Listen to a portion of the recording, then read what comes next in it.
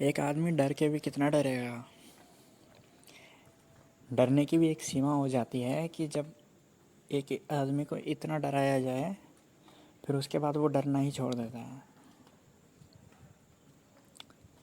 स्वाभाविक सी बात है जब एक आदमी किसी से डरता है,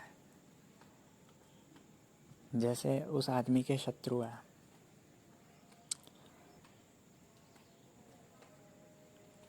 और वो इतना काबिल नहीं है कि वो अपने शत्रु का सामना कर सके, तो स्वाभाविक सी बात है वो डरेगा। और अगर डरेगा तो डर के आगे फिर यही होता है कि वो दूर भागना चाहेगा शत्रुओं से, या फिर वो चाहेगा कि मेरे शत्रु मुझसे दूर हो जाए, दूरी हो जाए, ताकि वो मेरी हानि ना पहुंचा सके।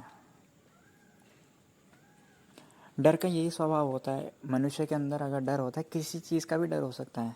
किसी को भूतों का डर होता है, किसी को जानवरों का डर होता है, किसी को सांप से डर लगता है, किसी को कुत्ते से डर लगता है, किसी को अपने माता पिता से डर लगता है, किसी ना किसी को किसी ना किसी चीज़ से डर लगता है। ये ज़रूरी बात नहीं है कि हर मनुष्य को किसी एक चीज़ से ही डर लगता है। लेकिन डर के अगर वो काबिल नहीं है या काबिल है सामना करने के लिए, फिर भी एक इच्छा उसके मन में पैदा होती है कि ये कम से कम दूर हो जाए, ये कम से कम मुझसे दूर हो जाए, ताकि ये मेरी हानि ना पहुंचा सके या मुझे नुकसान ना पहुंचा सके।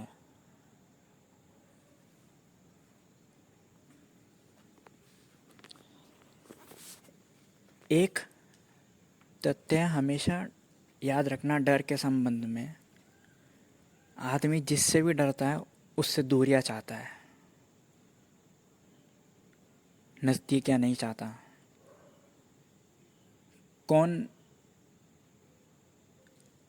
जिससे डरता है उससे नज़दीकियां चाहता है।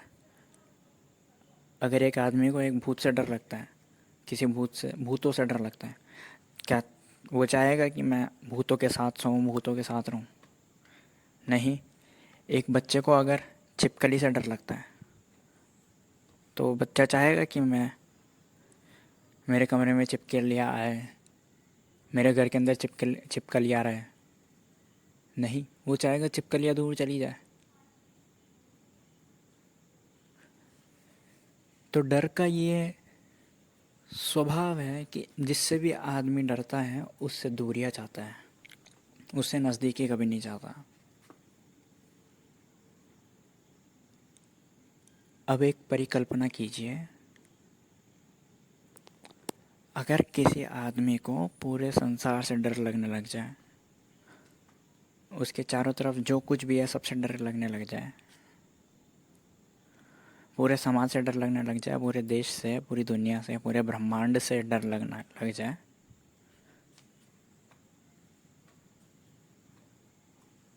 तो एक स्वाभाविक सी बात तो होगी कि मैं ब्रह्मांड से दूर चले जाऊं, या मैं समाज से दूर चले जाऊं, या मैं देश से दूर चले जाऊं, या मैं दुनिया से दूर चले जाऊं।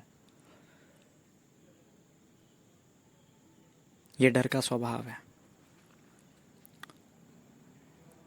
और असल में जो व्यक्ति ब्रह्मांड से डरता है वही अपने भीतर जाता है, क्योंकि ब्रह्मांड से जो डरता है वो फिर जाए भाग कर जाएगा कहाँ? जा भी जाएगा वो ब्रह्मांड में ही भ्रमण करेगा, भागेगा, एक जगह से दूसरी जगह जाएगा, होगा ब्रह्मांड ही। समाज से डर लगता है तो समाज में भाग के जाएगा कहाँ? समाज में एक जगह से दूसरी जगह जाएगा।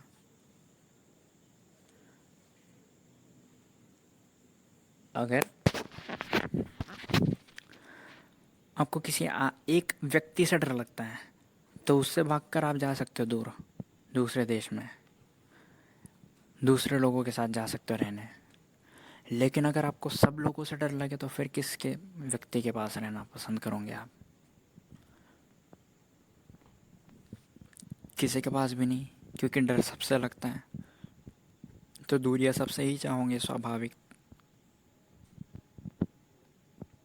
ऐसे ही एक आदमी अगर इतना डर जाए, इतना चरम सीमा पर उसकी डर पहुंच जाए कि वो पूरे ब्रह्मांड से ही डरने लगे, वो पूरी दुनिया से डरने लगे, वो हर एक व्यक्ति से डरने लगे, हर एक जानवर से डरने लगे, यहाँ तक कि दीवारों से, पत्थरों से, पेड़ों से भी डरने लगे, जो भी उसके आसपास है सबसे डरने लगे, फिर वो भाग कर जाएगा कहाँ? जहाँ भी भाग कर जाएगा उससे डरता ही होगा, क्योंकि वो पूरे ब्रह्मांड से डरता है। फिर एक ही जगह बचती हैं, भीतर भागेगा। इसलिए मैं कहता हूँ कि डर भी कोई बुरी चीज़ नहीं है। अगर डर चरम सीमा पर हो तो भाग कर जाओगे कहाँ? अगर डर पूरे ब्रह्मांड का हो तो भाग कर जाओगे कहाँ? एक ही जगह बचेगी, अंतर यात्रा, भीतर। उसी डर के कारण पहली बार वह आदमी शायद अपने के अंदर भाग सकेगा, अपने के अंदर ही पहुंच सकेगा, अपने को समझ सकेगा।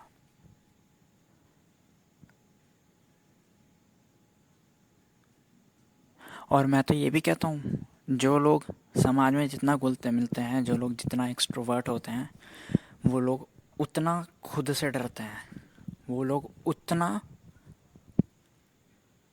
अपने भीतर जो है उससे डरते हैं, वो लोग उतना अपने अंदर जाने से डरते हैं, अपने अंतर यात्रा से डरते हैं। इसलिए तो वो समाज में इतना घुलते मिलते हैं, इसलिए तो वो जानवरों से प्यार करते हैं, जानवरों के पास रहते हैं, संसार में इतने मज़े से रहते हैं, ब्रह्मांड में इतने मज़े से रहते हैं। और अगर वही उल्टा हो, किसी आदमी को पूरे ब्रह्मांड से डर लगे, तो फिर वो अपनी जान बचा के भागेगा, और कहाँ भागेगा? अगर उसे थोड़ी सी भी समझ होगी तो वो अंतर यात्रा करेगा, अपने भीतर झांकेगा, अपने भीतर ध्यान करेगा। एक कहानी मैं सुनाता हूँ, मैंने ओशो से सुनी थी। उनकी एक वीडियो थी, ध्यान में जियो और ध्यान में मरो। तो उस वीडियो में मैंने ये कहानी सुनी थी। एक जैन फ़कीर था, उसको निमंत्रण दिया था खाने पर, जापान में। 7वीं मंजिल पे घर था। तो गृहपति, जैन फ़कीर और भी सारे लोग बातचीत वगैरह कर रहे थे। तो अचानक भूकंप आ गया। जापान में भूकंप आते भी बहुत हैं। तो बातचीत तो रखी साइड में और सब लोग अपनी जान बचा कर भागे। गृहपति भी भागा। 7वीं मंजिल पे घर था। 7वीं मंजिल पे कौन रुके? सब लोग नीचे की तरफ दौड़े। सब लोग दौड़ रहे हैं। इतने में गृहपति को याद आया कि जैन फ़कीर वो कहाँ गया, वो दिख ही नहीं रहा था उनको, भागता हुआ कहीं पे दिख ही नहीं रहा था। तो लौट कर कमरे में देखे तो जैन फ़कीर तो पालती मारकर ध्यान अवस्था में बैठ गए।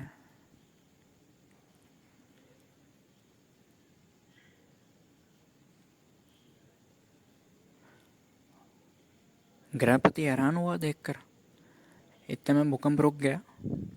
फिर जैन फ़कीर ने आँख खोली और जहाँ से बात टूट गई थी वहाँ से बात उसने जारी करी। तो गृहपति बोला कि वो सब बात छोड़िए, अब मुझे एक बात पूछनी है। भूकंप आया, हम सब भागे अपनी जान बचाने के लिए, आप क्यों नहीं भागे? स्वाभाविक सी बात है, भूकंप है, भूकंप से डर लगता है, कहीं घर की छत टूट कर ऊपर ना गिर जाए और हम मर ना जाए। तो अब डर है तो भागेगा इंसान। डर का स्वभाव है, इंसान को भगाता है। जिस जगह से डर लगता है, भूकंप के समय में घर के 7वीं मंजिल पर डर लगेगा तो उस जगह से दूर भागेगा। तो जैन फ़कीर क्यों नहीं भागा? तो जैन फ़कीर बोला कि तुम देखते हो 7वीं मंजिल पे जो है वो भी अपनी जान बचा कर दौड़ रहा है, 6वीं मंजिल पे जो है वो भी अपनी जान बचा कर दौड़ रहा है, तीसरी मंजिल पे जो है वो भी अपनी जान बचाकर दौड़ रहा है, और जिनका घर ग्राउंड फ्लोर पर है वो भी जान बचाकर सड़क की तरफ दौड़ रहे हैं, और जो सड़क पे हैं वो भी भयभीत होकर इधर उधर दौड़ रहे हैं। यहाँ हर कोई दौड़ रहा है भूकंप के समय पर, लेकिन भूकंप छठवीं मंजिल पे भी है, सातवीं मंजिल पे भी है, तीसरी मंजिल पे भी है, ग्राउंड फ्लोर पर भी है, और सड़क पर भी है। तुम भूकंप से भूकंप पर ही दौड़ रहे हो। जिस चीज़ से तुम्हें डर लग रहा है उससे जान बचाकर तुम दौड़ रहे हो, लेकिन वापस तुम उसी चीज़ पर ही जा रहे हो। सातवीं मंजिल पे भूकंप है, तुम दौड़ रहे हो, सड़क की तरफ जा रहे हो, लेकिन सड़क पे भी भूकंप है। कभी देखा है, कभी ऐसा भूकंप सुना है कि सिर्फ सातवीं मंजिल पे चल रहा हो, छठवीं मंजिल पे चल रहा हो, लेकिन सड़क पे भूकंप नहीं चल रहा हो? मैंने तो कभी सुना नहीं।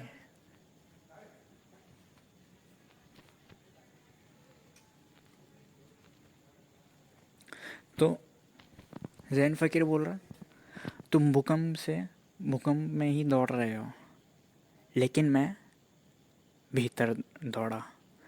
मैं भी दौड़ा, लेकिन मैं भीतर अंतर यात्रा करी मैंने। भूकंप आ गया, ठीक है, लेकिन एक ही ख्वाहिश थी, ध्यान में मरूं।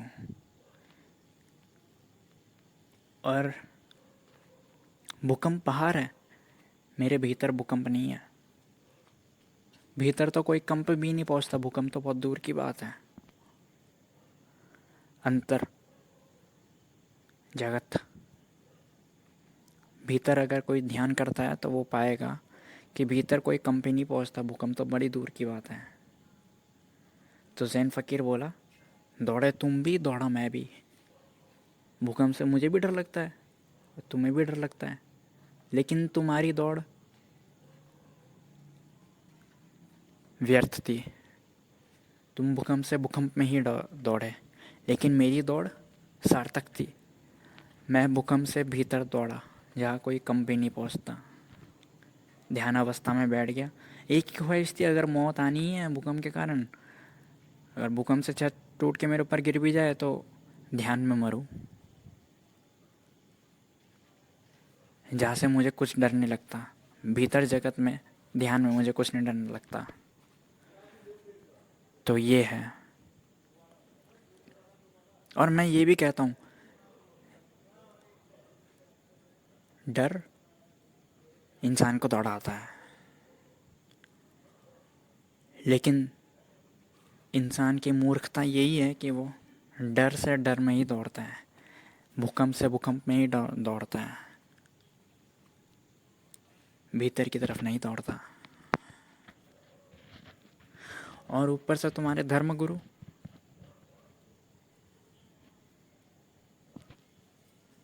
बोलते हैं, ईश्वर से डरो वरना नरक भेज दिए जाओगे। तो स्वाभाविक सी बात है, ईश्वर से अगर डर पैदा करते हैं धर्मगुरु व्यक्ति के अंदर, तो वो ईश्वर के पास कभी जाना नहीं चाहेगा, ईश्वर से भागेगा। ये डर का स्वभाव है। जिस चीज़ से भी डर लगता है उससे भागता है, दूर भागता है आदमी। और धर्मगुरु डराते हैं, अगर ये कर्म करा तो ईश्वर तुम्हें नरक भेज देगा। ईश्वर का खौफ करो और ये कर्म मत करो, ईश्वर से डरो। तो ईश्वर से हमेशा दूर ही भागना चाहेगा वो व्यक्ति। और जबकि मैं कहता हूँ ईश्वर अगर है तो वो भीतर ही है, भीतर ध्यान करोगे तो ईश्वर तुम्हें मालूम पड़ेगा।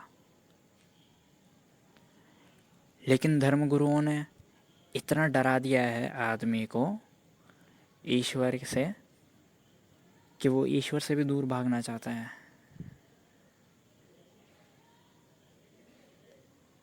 स्वाभाविक सी बात है, कौन नरक में जाना चाहेगा, नरक से डर ही लगेगा।